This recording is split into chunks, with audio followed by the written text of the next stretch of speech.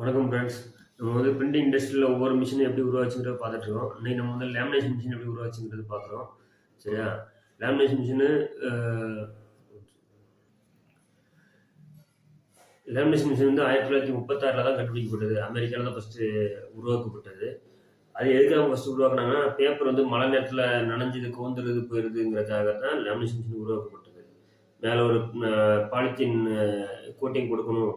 அப்போ அந்த paper life இருக்குது. டாக்குமெண்ட்டு, கவர்மெண்ட் ரெக்கார்டு, முக்கியமான ஆவணங்கள் மட்டுமே லேமினேஷன் பண்ணுறதுக்காக தான் அந்த மிஷின் உருவாக்கப்பட்டது. ஆனால் இன்றைக்கி நம்ம எல்லாமே பண்ணி வச்சுருக்கிறோம். இது பாருங்கள், முதல்ல லேமினேஷன் போட்ட ஒரு பத்திரிக்கை.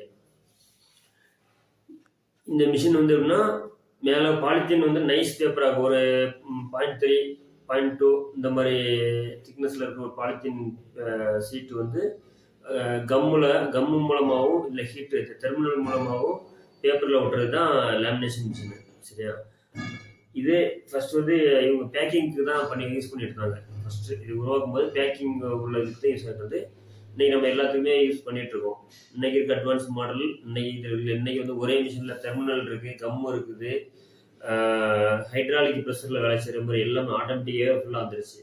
ஆனால் ஃபஸ்ட்டு உருவாக்கப்பட்டது வந்து முதல்ல கம்மு மட்டும்தான், இல்லை டெர்மினல் கிடையாது. அப்போ கம்மு வந்து எல்லா டைமும் உங்களுக்கு ஒர்க் அவுட் ஆகாது. மழை டைமில் வந்து கம்மு வந்து சரியாக ட்ரை ஆகாது, ஒன்றுக்கு ஒன்று பிசுறு வருங்கிறதுக்காக தான் அந்த ஃபினிஷிங் தெளிவு இருக்காதுங்களா டெர்மினல் தெளிவு உருவாக்கப்பட்டது. அதுக்கப்புறம் அதுலேருந்து ஒரு 20-30 வருஷம் கழிச்சு தான் உருவாக்கப்பட்டது.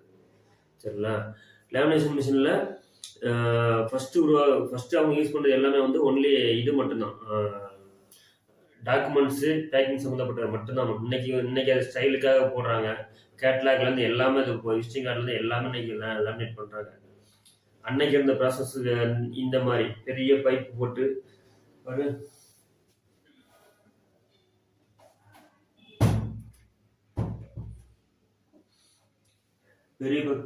இல்லை டேங்க் இருக்கும். டேங்க்ல இருந்து ஆக்சுவலி லேமினேஷன் சீட்டில் லேசாக கம்மு தடவிட்டு வரும். அதுக்கு மேலே பேப்பரை வச்சு ப்ரெஸ் பண்ணும்போது அது கரெக்டாக ஒட்டிட்டு வரும். அதுதான் லேமினேஷனோட இது. பழைய ப்ராசஸோட மிஷினோட பெருசு. அன்னைக்கு இருந்த சைஸுக்கு வந்து மேக்ஸிமம் கரெக்டான சைஸ் எதுவுமே கிடையாது. உங்களுக்கு ஃபுல்லாக ரோலில் தான் போட்டாங்க. நம்ம நார்மல் ஷீட்டில் எல்லாம் போகிறது கிடையாது. நம்ம இன்றைக்கி போகிற மாதிரி A4க்கு தனியாக, ஐடி கார்டுக்கு தனியாகவும் இன்றைக்கி லேமினேஷன் சின்ன சைஸில் வந்து ஐடி கார்டுக்கு லேமினேட் இருக்குது, A4 சைஸில் இருக்குது, A3யில் இருக்குது. அதுக்கு அடுத்த சைஸு 15-20 டெம்மி சைஸ். இந்த சைஸில் நம்ம இருக்குது. 32 இன்ச்சு, 42 இன்ச்சு, 56 இன்ச்சு எல்லா சைஸில் இருக்குது. இன்னைக்கு அந்த காலத்தில் உருவாக்கும் போது அப்படி கிடையாது. ரோலே பிரிண்டிங்கில் தான் ஆகும். ரோல் பிரிண்டிங் ஆகி அதுக்கு மேலே லேமினேட் பண்ணுற மாதிரி தான் இருக்கும். சிங்கிள் சீட் மாதிரி இதில் வராது. அந்த மாதிரி செட்டப் இருந்துச்சு. இதை போட்டிங்கன்னா அந்த லேமினேஷன் மிஷினை போட்டால் ஒரு பெரிய வீடு மாதிரி இருக்கும். அந்த சைஸ் இருந்துச்சு.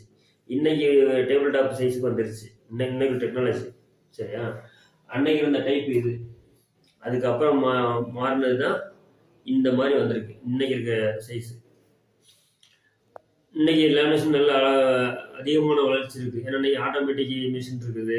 ஆட்டோமேட்டிக் அதுவே பேப்பர் எடுத்து லேமினேட் பண்ணி கட் பண்ணி வெளியே தள்ளுற அளவுக்கு அட்வான்ஸ் மிஷின் இருக்குது இன்னைக்கு இருக்க அட்வான்ஸ். சரியா? அடுத்த வீடியோவில் வந்து கட்டி மிஷின் உங்களுக்கு போன வீடியோவில் உள்ள பேலன்ஸை கண்டினியூ பண்ணி பார்ப்போம். நன்றி. நம்ம சேனலை சப்ஸ்கிரைப் பண்ணுங்கள்.